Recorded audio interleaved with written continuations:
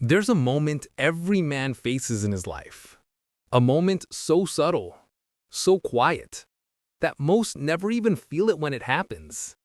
It's the moment when respect turns into worship. And if you miss that moment, if you don't see the shift, you don't just lose yourself. You become something else. Not a leader, not a winner, not a man in control of his life. You become a god in your own mind and a prisoner to your own ego. Let me take you somewhere. Picture a man. Not a king, not a conqueror. Just a dude who got promoted to supervisor 3 days ago. But now, he walks into the office like the air is different for him. As if the oxygen knows his name. As if every minute of his life should be narrated by epic orchestral music. You know this type. We all do. A little power, and suddenly they float.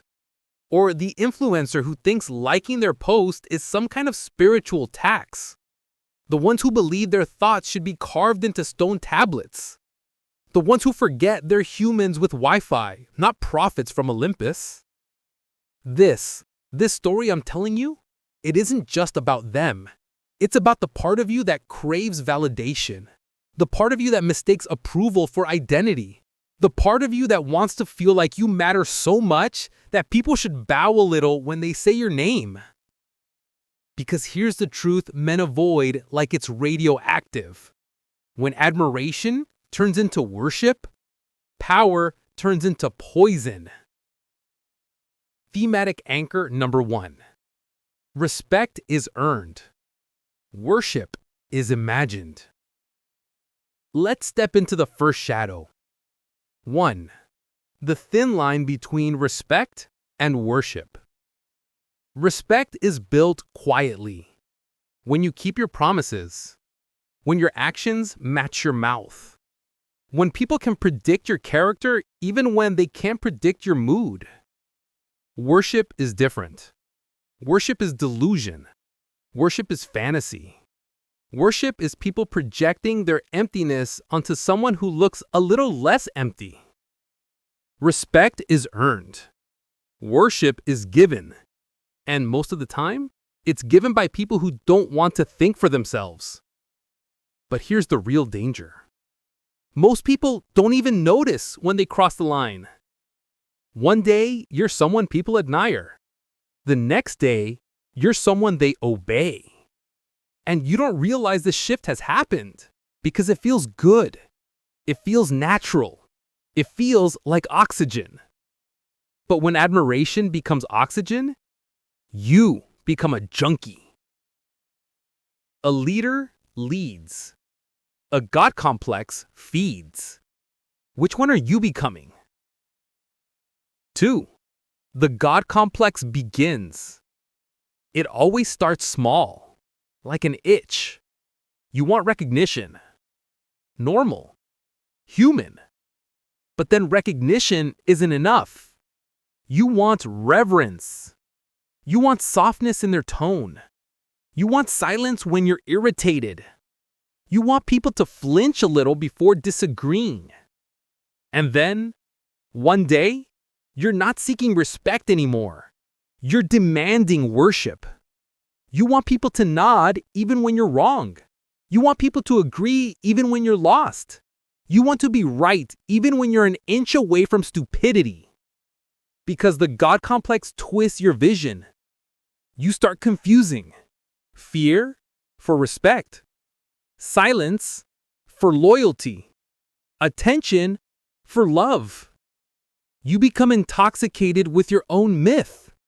You don't want truth. You want praise. And the tragic irony? You think people owe you respect, when in reality, the moment you demand it is the moment you prove you no longer deserve it. Let me ask you this. If you have to insist on your authority, do you actually have any? 3. Respect should be commanded, not demanded. Here's where we separate men from boys. You command respect when your presence speaks before you do. when your aura tightens the room, when your discipline is unmistakable, when your self-control is louder than someone else's shouting. Commanded respect is quiet, effortless, undeniable. Demanded respect is loud, messy, insecure. A real leader doesn't need to bark. He doesn't need to stomp. He doesn't need everyone to pause when he enters. People do it anyway. But the insecure ones, they think respect is built through fear. And fear does work, but only as long as you never slip. Fear collapses when people realize you're human. And that's the danger. When your power depends on perfection, you're one mistake away from irrelevance. 4. Why people worship power. Here's a bitter truth. People worship because worship is easy. It's easier to follow than to think. Easier to obey than to question. Easier to kneel than to walk your own path in the dark. People don't worship leaders because the leader is divine. They worship because they're scared of their own uncertainty. They confuse confidence with omnipotence. They see someone who doesn't crumble, someone whose voice doesn't shake, and they think, he must know everything. No, he just learned how to look like it. Worship gives them direction without responsibility. He'll lead me replaces, I'll figure it out. And the tragedy? Once you kneel, you forget how to stand. Let me ask you something uncomfortable. Who have you put on a pedestal because you feared leading yourself? 5. The power addiction. When people start treating you like a god, you feel it. It tastes like adrenaline mixed with honey. It makes you float. It makes you believe things about yourself you never questioned.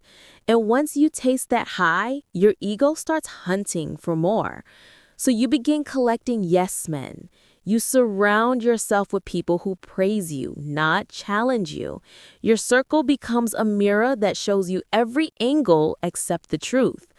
But here's the catch. The higher you float, the more terrified you become of falling. You stop being human. You stop being grounded.